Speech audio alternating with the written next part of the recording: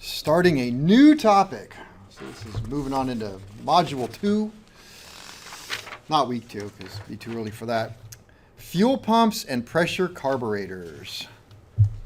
So we have to talk about fuel pumps now before we can talk about anything else, because carburetors work just fine without a fuel pump, provided that the fuel tank is above the carburetor. If the fuel tank is below the carburetor, like it is in our new test stand, then you just need a little bit of a fuel pump.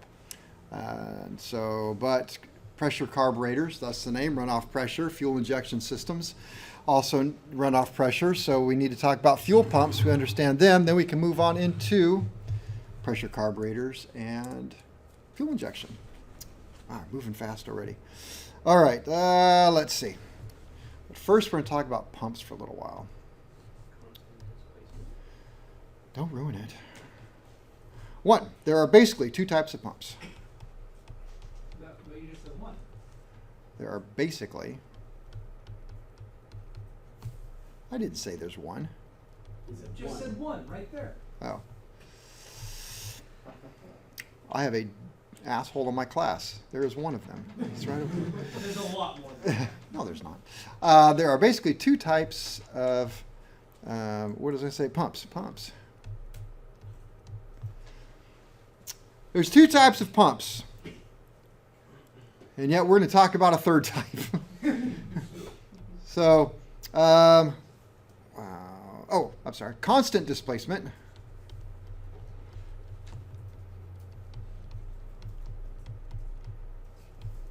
What have we talked about so far that is constant displacement? Oil pump. What kind of pump was that?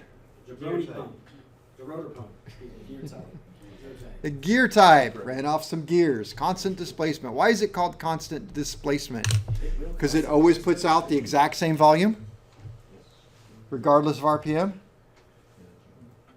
Yes. No. No. It changes with RPM. Changes with RPM. Volume. The volume is the same per what? Per revolution.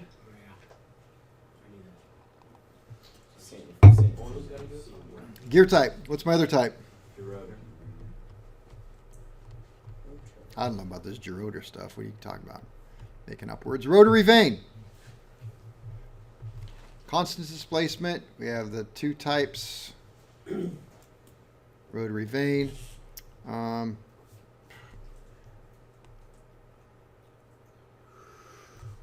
don't like them.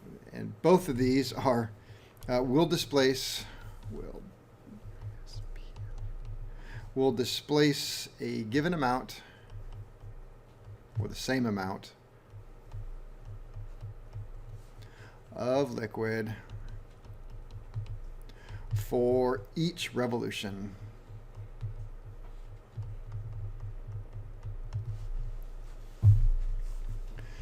And there is the non-constant displacement.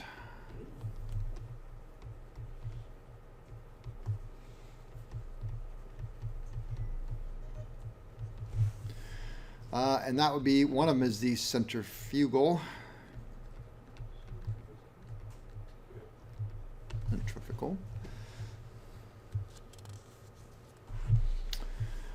The centrifugal style. What's an example of like a centrifugal pump? That would be very familiar with. What's that? The one inside the fuel tank. The one inside the fuel tank. What is it? Like a house fan, a box fan, a ceiling fan. Those are all. We have the centrifugal.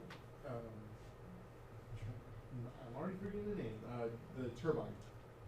Oh, there you go. Impeller. Should I go get Phil? What kind of compressor is that?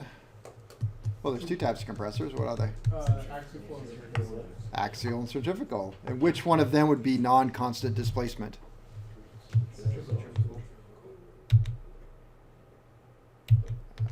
And what about the axial? Is that constant displacement? So the correct answer is both of them would be a form of centrifugal type. Okay. So the centrifugal is typically used as a boost pump.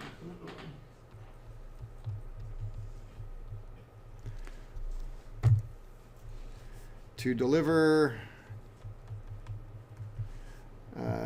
fuel to the engine-driven pump. So you're always going to have two pumps. When you needed a fuel pump on an aircraft, you need two then. In case one fails, you have a backup. So you have the centrifugal style in usually the wing, and that, because it's centrifugal, it can separate out air from that. It's going to put fuel under pressure out of the tank through the fuel lines, through the selector valve, through the gascolator, to the engine-driven fuel pump. And what does that do, providing pressure through the whole system? Prevents vapor locks. That's a good thing. And so that provides fuel under pressure to the engine-driven pump. Once the aircraft engine is operating, it is really going to operate mostly off of the engine-driven pump because it will put out more pressure. And you can, in fact, turn off the boost pump and just run off the engine. Now, most pilot operating handbooks will tell you don't do that for takeoff and landing. Boost pumps on in case your engine pump fails while you're taking off. You don't have to sit there and troubleshoot. Well, let's see, I'm at 100 feet. Engine just quit. Would you mind getting the pilot operating handbook out of the glove box while I check the emergency procedures here? Okay, centrifugal. We need these. We need it for, oops, that should be a 1. This is a 2 if I'm following proper etiquette. Used for engine starting. Use it for engine starting. Substitute for engine driven if engine pump fails.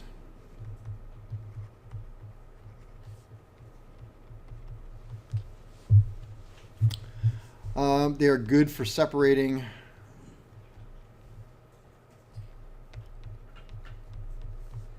air from the fuel because of the way it spins.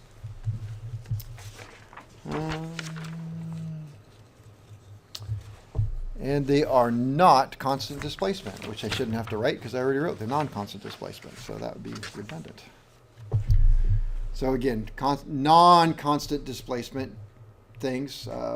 Boat propeller would be non-constant displacement. You had your compressors on the turbine engines, so hopefully you have a good idea of what non-constant displacement is versus constant displacement. What we want to talk about, first of all, the rotary vane pump.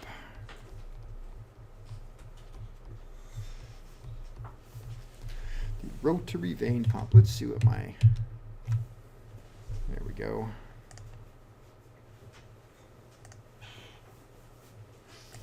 From beginning. This pump right here, which looks like that when it's bigger. So rotary vane pump. I can tell you guys are excited. How does it work? Quite well and very simple. It has vanes. How many vanes does it have? 4. 1, 2, 3, 4. These can be made out of steel, sometimes carbon. Well, for this is a vacuum pump. They are made out of carbon. I prefer the steel ones.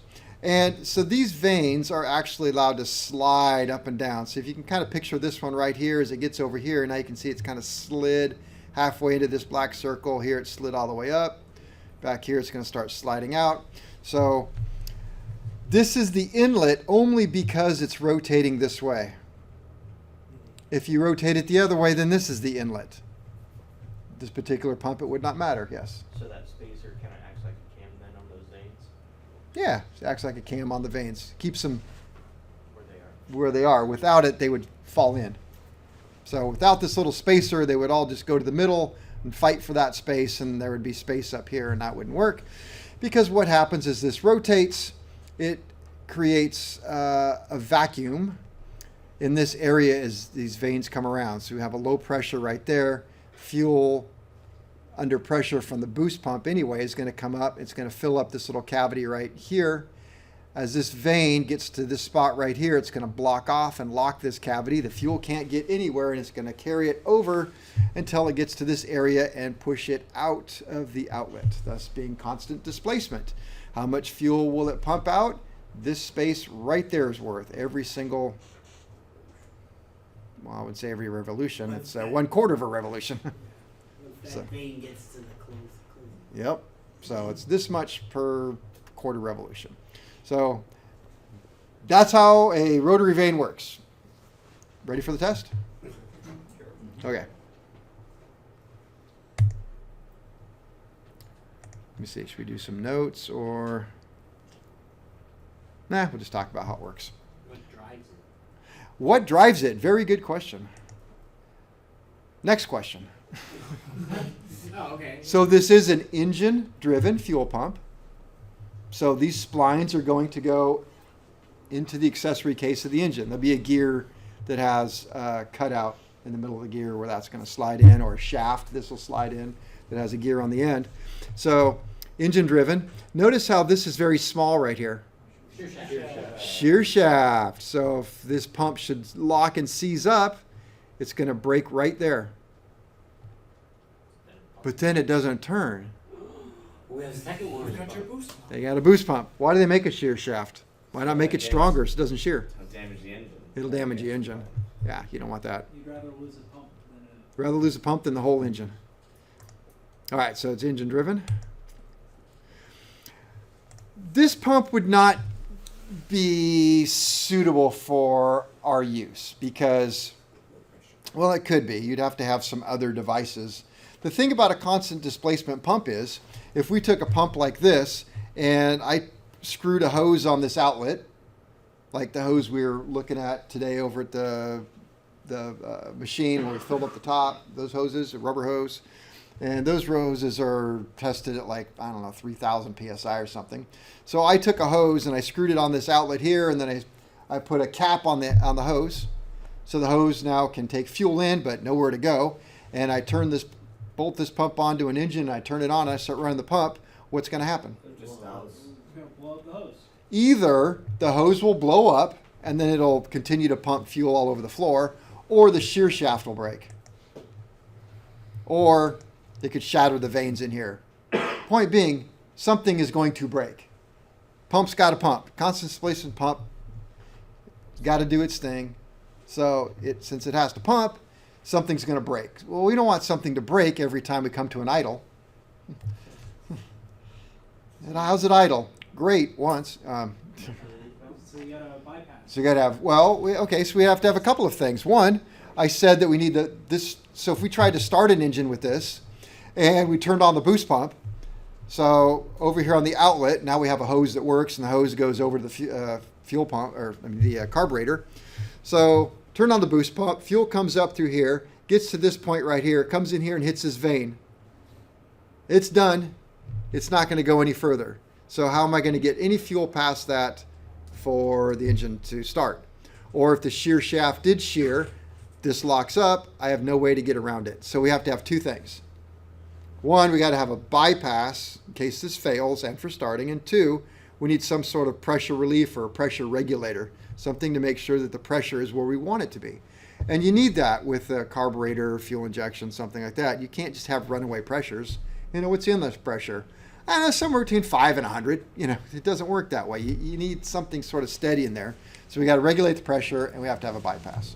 So we're going to talk about whatever this next slide is, which is going to be pressure relief. Okay, so we're talking about pressure relief. So, pressure relief. Yes, pressure relief is what it says.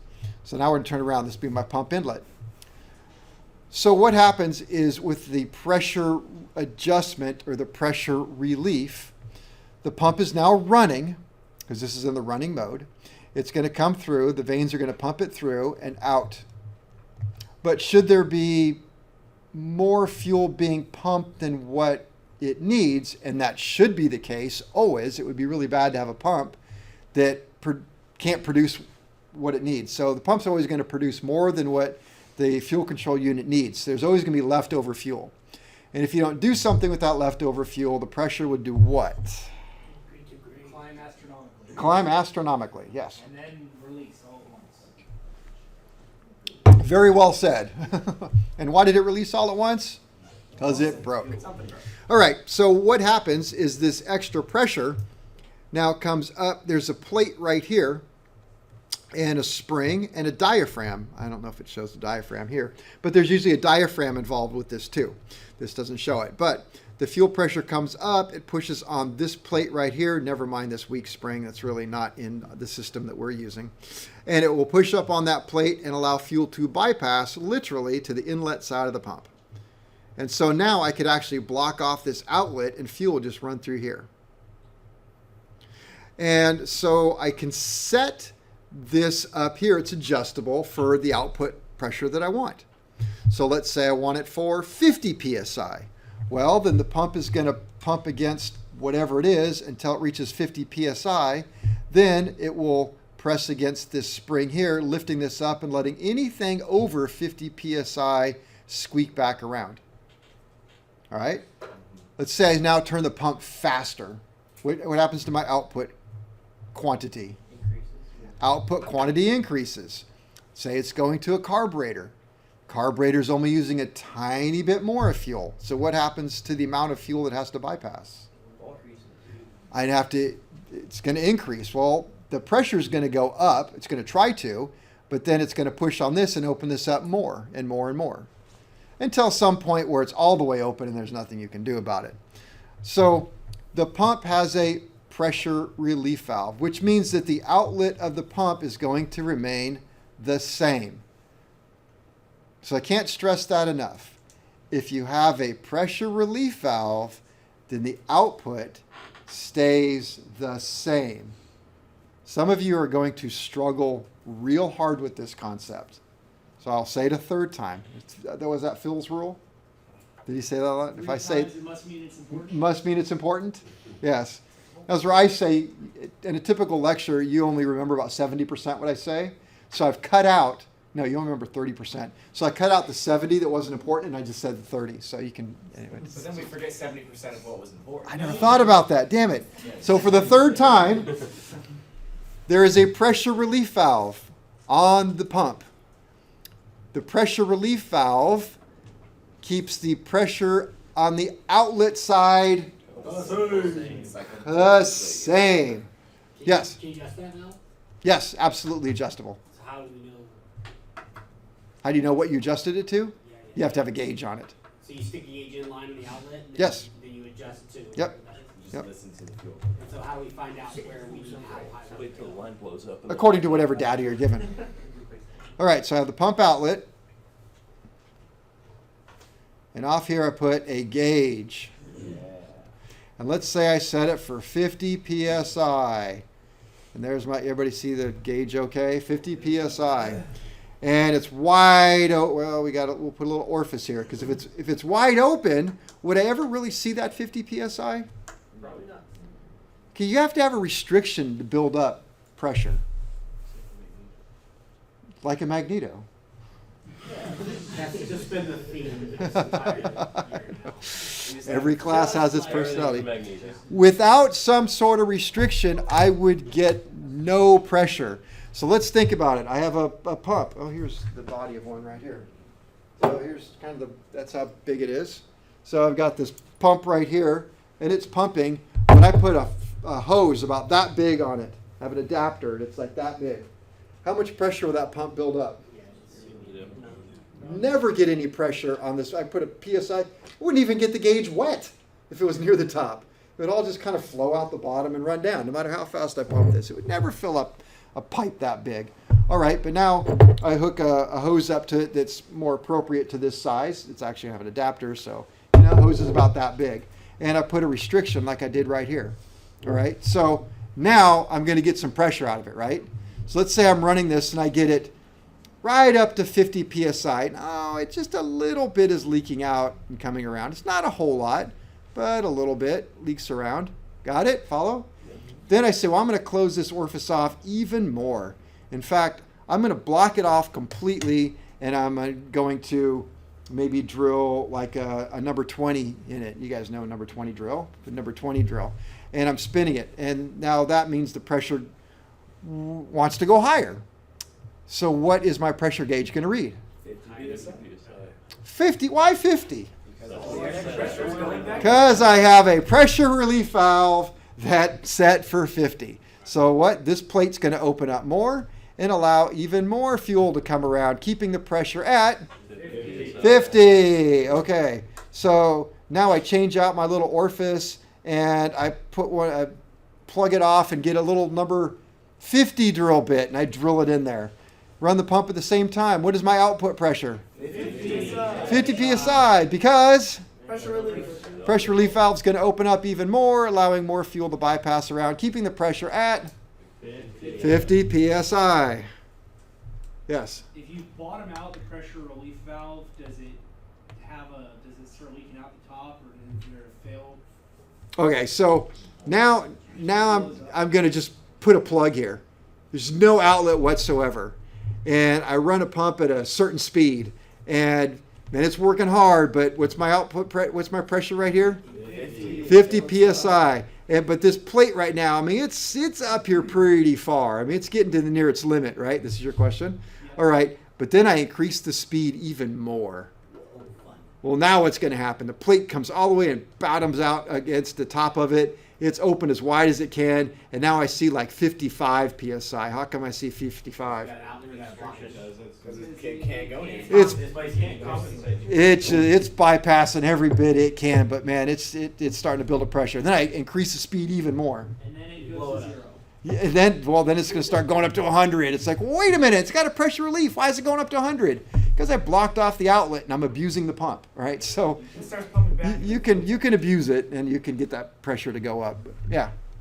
I have seen pressure relief valves where if it does bottom out, it will leak out the top. But is that not a common thing? I don't know if this one has it. No, you creating a fire hazard. This is right in an engine. I only saw it on a fire-resistant. You lose all your fuel and now you're on fire. Highly probable that this is on a turbocharged engine with a glowing red hot turbocharger at 2,000 degrees, sitting around 1,800 degrees, sitting right below this thing. So any fuel that comes out. Yes. Then you got your fire detection system. All right. So the pressure, once its pressure is set, it should, unless you're doing something wrong. Like, what airplane would actually block this off and run the crap out of it? It wouldn't, because the airplane would die, engine would die, because it wasn't going out to fuel control. So if it's adjusted properly, it's in a proper working system, your pressure, for the most part, is going to stay where you set it.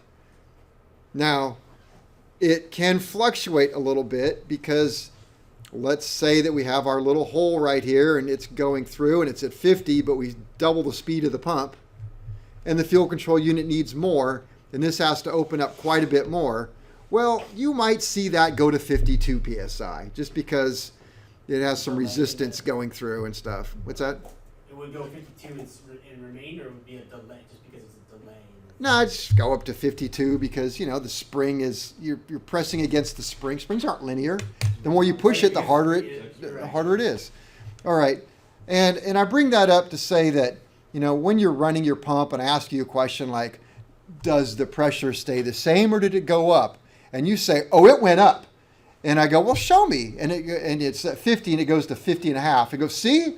I'll say, no, that's not right. Right? Because you have to convey that you understand something to me. And when you say it goes up and it went up by an amount that I needed a microscope to see, that's not going up. If it's 50 and it goes to 70, that's going up. 50 to 60 is going up. 50 to 55 is going up. But a little one or two, don't make my life hard. All right, so it has a pressure relief valve that is designed to keep it the same.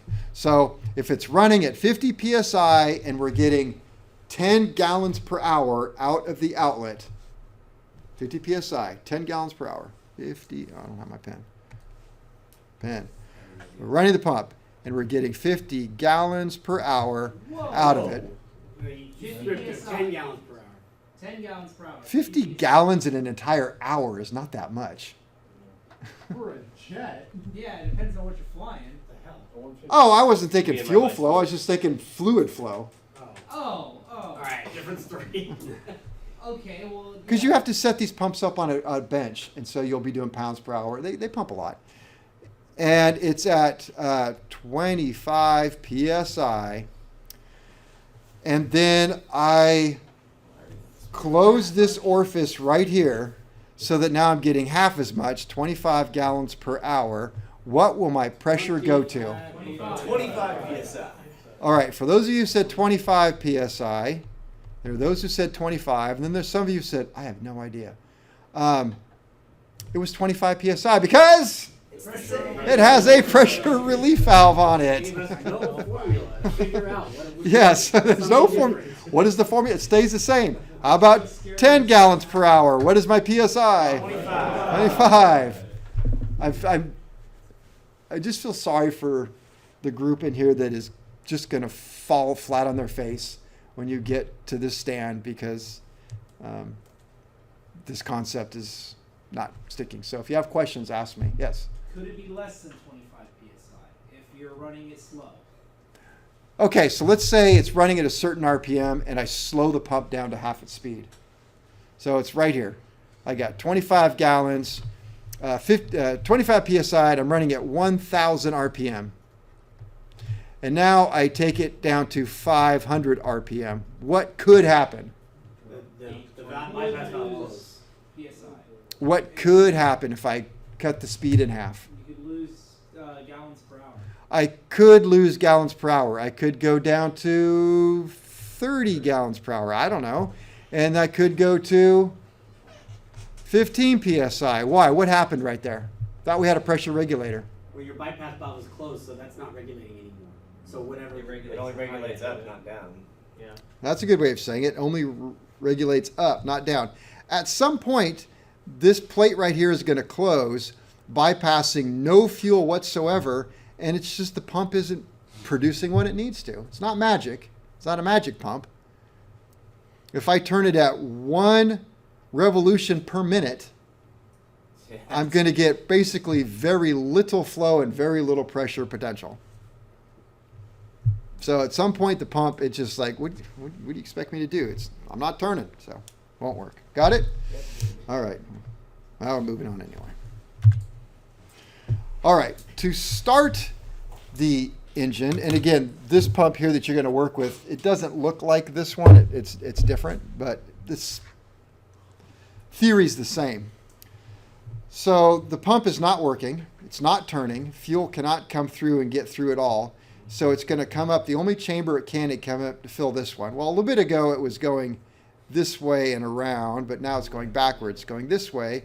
And there's a hole drilled right there and a hole drilled right there and a weak spring. Well, they make a point of saying it's weak because it's just strong enough to put this plate up against here. Just barely hold it in place. Because, well, I'll tell you why in a second. So the boost pump comes through here, pushes down the plate, it just bypasses and goes on. Now, as soon as this pump starts to work and starts pumping fuel, and the pressure of this pump exceeds the pressure of the boost pump, that would mean the chamber up here has less pressure than right here, then that fuel will come up here, hit this plate, and push it up against here. So when does the bypass close? When the main pump Starts. No, not when the main pump starts. That's what I was hoping somebody would say. So thank you for doing that for me. When it exceeds the pressure of the spring. Exceeds the pressure of the boost pump. When the rotary pump exceeds the pressure of the boost pump, then it will close this plate. So is this how the boost pump could still run the engine if this one fails? Yes. You're saying? Okay. Yep, so if this fails, then this just takes over right through there. In and out. Got it? All right. So that weak spring actually goes all the way up the entire throw of the opening of the bypass valve? Like if the bypass was all the way open, that weak spring would be completely, I'm asking. It has to, otherwise we had, well, I guess it does, yeah. I don't know, because this pump isn't really designed that way. It's, I didn't bring in a whole, oh, there it is.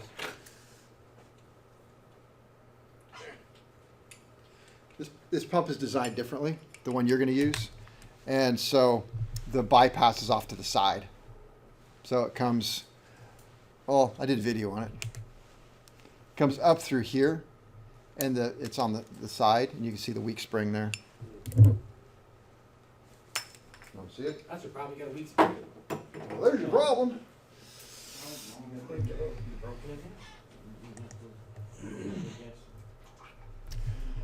All right. Oh, it's So on. that's what Jack's probably talking about right there. It's a. I'm just guessing. I don't really know. But like, What's he talking about? no, I don't know how it works. I'm just like, oh, maybe that's what Jack's talking about. No. So what this has here now, we have a diaphragm, which is how your pump that you're going to be working with operates. So the diaphragm goes on what we would call a compensated fuel pump. So this is now going to sense turbocharger outlet pressure, also called upper deck pressure, or ambient pressures. So what that means is that if we have a high atmospheric pressure or a higher pressure pushing in here, that is going to press in this vent chamber, assisting this spring right here in pushing down this plate, That's increasing the outlet pressure. the outlet pressure. And then if we have a lower pressure on top of this, then that would decrease the pressure here, not assisting the spring, allowing this plate to go up and decrease the pump output Would pressure. that be like for leaning and enriching? Like if you have boost and stuff? It would be for leaning and richening, yes. As your boost comes on, you want a richer mixture As the boost comes on. Yeah, you can pump a to ton of air in prevent there. but more detonation boost. and all that. So just Not necessarily. This is an easy way to look at it. So we're going to talk about turbochargers here in a couple weeks. So turbocharger is a compressor, a centrifugal compressor run off exhaust gases, which you guys are familiar with. Basically, it's just a little turbine engine. And when you throttle up, exhaust gases go through the engine. The exhaust gases go to the turbine. They spin the turbine, which spins a compressor, which then compresses air and sends it to the engine. That takes time. And so you've increased the throttle of the engine that fast, but you didn't increase the boost. And so if you send this over to that turbocharger outlet pressure, it knows how long it takes the turbo to spool up. So the turbo starts spooling up. Okay, here comes the pressure now. So the engine's sped up, pump sped up, but I don't want my pressure to increase just yet. And so it's going to wait. And so then when the turbocharger spools up and pressurizes, it will pressurize this, pushing back down on that, saying, okay, now give me more pressure. Now I want more outlet pressure. Because some of these fuel controls are strictly run off of pressure coming through it. So that would be a way to do it. So if you didn't do that, then what happens is you add the throttle, engine speeds up, and I'll finish that. Engine speeds up, and it starts to send more fuel, but you didn't get the air charge with the fuel. So then it over-richens it, and so that's a bad thing. It's just waiting for the air to come. Yes, waiting for the air to come.